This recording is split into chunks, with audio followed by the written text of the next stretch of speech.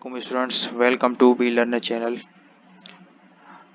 आज हम Microsoft Word की क्लास नंबर 12 आपके सामने लेकर हाजिर हुए हैं, जिसमें हम डिस्कस करेंगे पेज सेटअप के बारे में कि पेज सेटअप क्या होता है।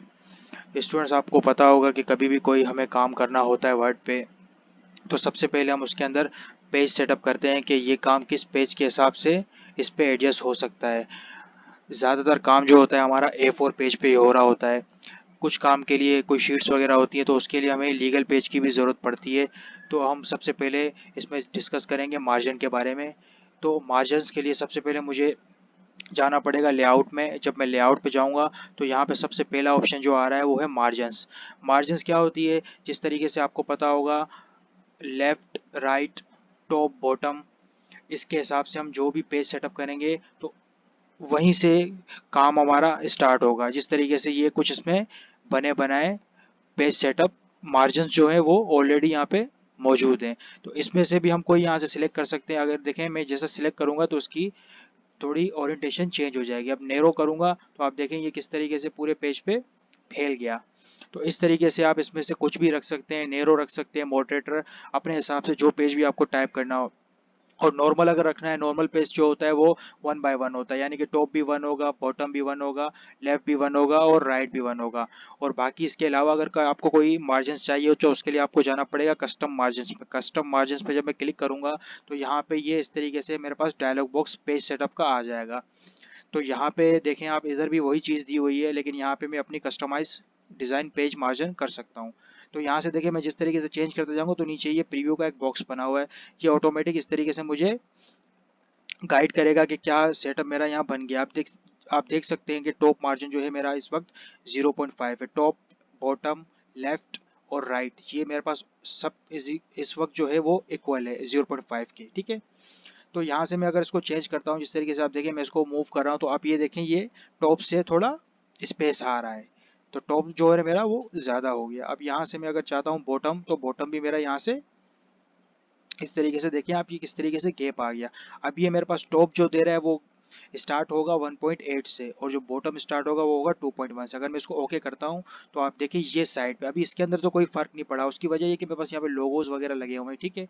तो ये इमेज को मूव करता नहीं है। तो यहाँ से ये ऑटोमेटिक, यहाँ से ये आप देखें यहीं से स्टार्ट, अभी ये मैं कर्सर रखता हूँ तो ये स्टार्ट यहीं से होगा। ठीक है।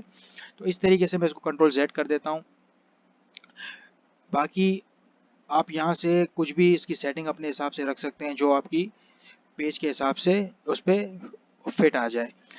ठीक है। इसके बाद जो है वो यहाँ पे आप देखें ये लैंडस्केप ओरिएंटेशन है। अक्सर हमें कुछ चीज़ें टाइप करनी होती है, कोई पेज ऐसा होता है जिसमें हमें कुछ कॉलम्स वगैरह बनाने होते हैं। वो कॉलम जो होता है वो पोर्ट्रेट जो हॉरिजॉन्टल है उस पर वो फिट नहीं हो पाता। अभी जिस तरीके से मैं आपको सेटअप करके बता देता हूँ, यहाँ पे कुछ लिख, जिस तरीके से यहाँ पे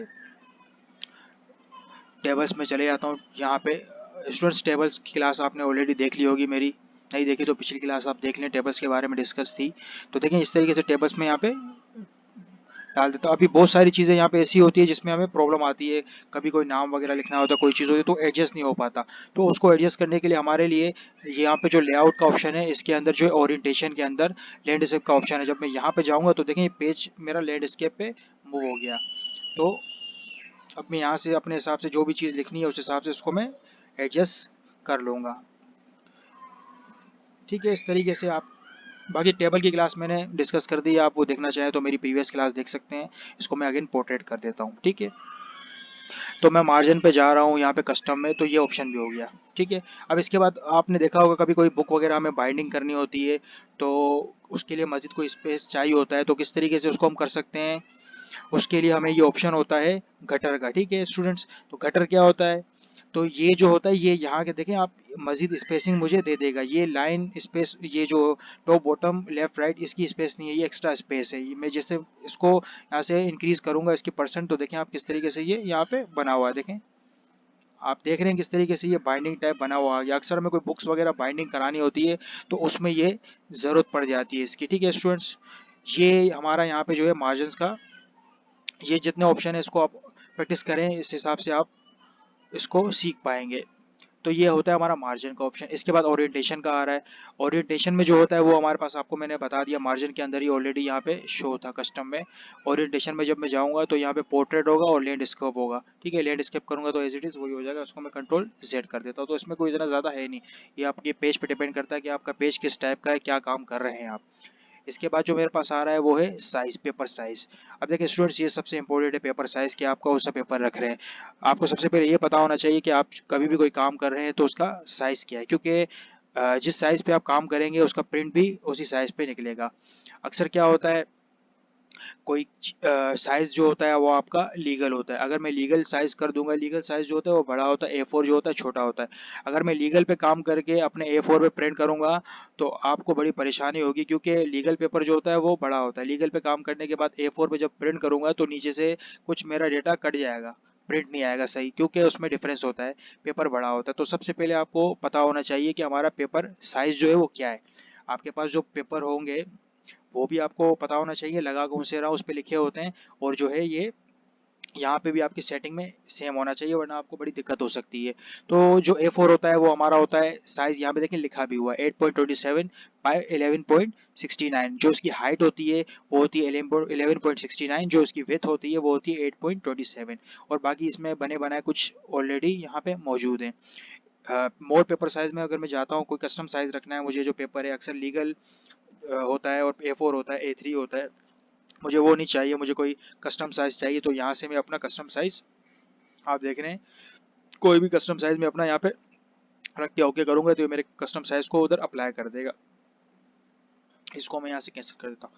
इसके बाद हमारे पास जो आता है वो है कॉलम। कॉलम क्या होता है, आपने कभी देखा हो अखबार वगैरह में किस तरीके से काम हो रहा होता है। कभी कोई डेटा में टाइप करना चाहूँ और उसको मैं चाहता हूँ कि कॉलम वाइज है अखबार की तरह, जिस तरीके से अखबार में खबरें होती हैं अलग अलग टुकड़ों में, इस तरीके से अगर करना चाहो तो उसके लिए मैं एक रेंडमली टेक्स्ट यहाँ पे ले लेता हूँ, इज इक्वल RAND और ब्रैकेट ओपन क्लोज एंटर करता हूँ। तो ये मेरे पास कुछ टेक्स्ट आ गया, तो इसी को मैं कॉपी कर लेता हूँ नीचे भी, ताकि उससे आपको क्लियर हो जाए कि हो क्या रहा है।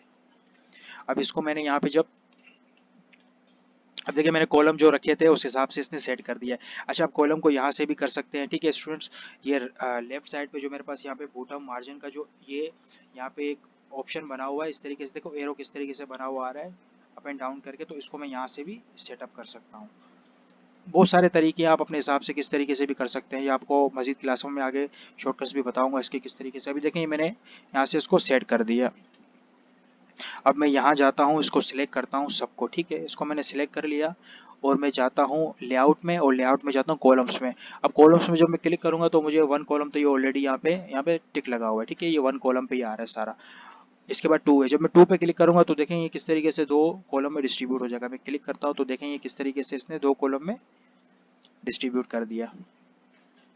तो ये इस तरीके से आप अपने हिसाब से इसको खूबसूरत बना सकते हैं। इसको पर जस्टिफाई कर दे तो और खूबसूरत हो जाएगा। बाकी कुछ इमेजेस वगैरह कंट्रोल J से मैं इसको जस्टिफाई कर देता हूँ, ठीक है। तो इस तरीके से ये दो में डिस्ट्रीब्यूट हो गया। अब मैं चाहता हूँ कि मज़ीद इसको मैं कर दूँ, तो यहाँ से मैं जाके इसको तीन पे जब पे क्लिक करूँगा तो तीन के हिसाब से ये आप देख रहे हैं बिल्कुल अखबार वाला लुक आ रहा है, जिस तरीके से अखबार में होता है, बीच में इमेजेस वगैरह लगी होती है, कुछ खबरें होती हैं डिफरेंट किस्म की, तो उस हिसाब से आप इसको यहाँ से सेट कर सकते हैं। बाकी एक्स्ट्रा है, मज़ीद आपको देना हो कि लेफ़्ट पे इतना चाहिए, राइट पे इतना चाहिए, तो वो भी आप यहाँ से कर सकते हैं। जिस तरीके से आपने देखा होगा अक्सर वो होते हैं अपना, आपके सेंटेंसेस होते हैं कि यहाँ पे कुछ वर्ड लिखे होते हैं और यहाँ पे कुछ होता है। तो इस हिसाब से आप अपने हिसाब से जो भी हो करना, यहाँ से आप ये एक्स्ट्रा कुछ ऑप्शन हैं इसके मज़ीद। वैसे एडवांस की ज़रूरत होती नहीं है, काफ़ी अगर कोई आपका एडवांस लेवल का काम है तो उसमें ये चीज़ें ज़रूरत पड़ती है, वरना इसकी ज़रूरत होती नहीं। अक्सर कॉलम टू, वन और टू पे ही काम आपका हो जाएगा। तो मैं इसको कंट्रोल Z कर देता हूँ, ठीक है। ये हमारा कॉलम भी डिस्कस हो गया। इसके बाद पेज ब्रेक है, ठीक है। पेज ब्रेक क्या होता है, अब जिस तरीके से मैं चाहता हूँ कि मेरा ये जो पैराग्राफ है ये यहाँ पे शो हो रहा है, ठीक है। अब मैं चाहता हूँ ये जो वीडियो का जो दूसरा पैराग्राफ आ रहा है ये मैं चाहता हूँ नेक्स्ट पेज पे। इसके दो तरीके हैं, ठीक है। सबसे पहला तरीका जो है वो है कंट्रोल+Enter। मैं यहाँ पे क्लिक करके कंट्रोल इंटर करूँगा तो ये देखें ऑटोमेटिक दूसरे पेज पे शिफ्ट हो गया। अभी मुझे ये इस तरीके से इंटर करने की ज़रूरत नहीं है, इतना टाइम नहीं होता ना, अभी बहुत सारी चीज़ें हैं।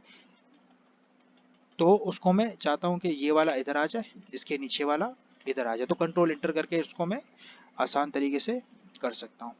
और दूसरा तरीका जो होता है वो यहाँ पे होता है पेज, ठीक है। जब मैं यहाँ क्लिक करूंगा पेज पे तो देखिए जब मैं क्लिक किया तो यहाँ पे इसने वही काम किया जो कंट्रोल एंटर ने काम किया था। तो ये जो है सेम काम करता है। इसके बाद कॉलम के हिसाब से जो चीज़ आपको करनी है, कॉलम अगर कॉलम बने हों जिसमें मैं चाहता हूँ कि यहाँ से लेकर यहाँ तक का ऑप्शन जो है वो मैं करके दिखा देता हूँ आपको। यहाँ पे मैं गया, मैंने यहाँ 2 कॉलम बना दिए, ठीक है।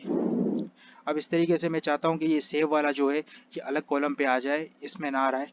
तो इसके लिए मैं पेज ब्रेक पे जाऊँगा और कॉलम पे जब मैं क्लिक करूँगा तो देखिए ये सेव वाला जो यहाँ पे था, पहले ये यहाँ पे था, इस जगह पे था, अब ये उठ के यहाँ पे आ गया। तो कंट्रोल सेट कर देता हूँ। आपको जो भी चाहिए, मैं चाहता हूँ थीम से जो नया कॉलम में आ जाए, तो यहाँ पेज ब्रेक पे जाऊँगा और कॉलम पे जब मैं क्लिक करूँगा तो ये वहाँ से स्टार्ट हो जाएगा। इसको मैं कंट्रोल सेट कर देता हूँ।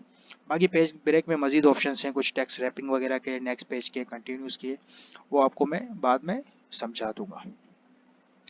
और इसके बाद जो हमारे पास आ रहा है वो है लाइन नंबर। लाइन नंबर क्या होता है, अक्सर हमें काउंट करनी होती है टोटल लाइंस कितनी आ रही हैं इसमें। तो मैं जब यहाँ पे क्लिक करूँगा तो यहाँ पे कंटिन्यू पे जब मैं क्लिक करूँगा तो देखेंगे मुझे बता रहा है इस पेज में टोटल अभी अभी ये वो स्पेस है, लाइन स्पेस है जहाँ जहाँ मेरा काम हुआ है। और इसके अंदर जब कोई चीज़ इंटर होती है तो वो भी इसको काउंट करेगा। अभी यहाँ पे देखें ये ऑलरेडी शो हो रहा है। जब आप वर्ड पे किसी डॉक्यूमेंट में क्लिक करते हैं तो आप जब एरो डाउन करेंगे तो डाउन नहीं होगा। ये डाउन इसलिए हो रहा है, 6 इसलिए नंबर आ रहा है क्योंकि मैंने यहाँ पे इंटर दिया हुआ। अगर मैं यहाँ से इंटर खत्म कर दूंगा तो 6 नंबर खत्म हो जाएगा, ठीक है।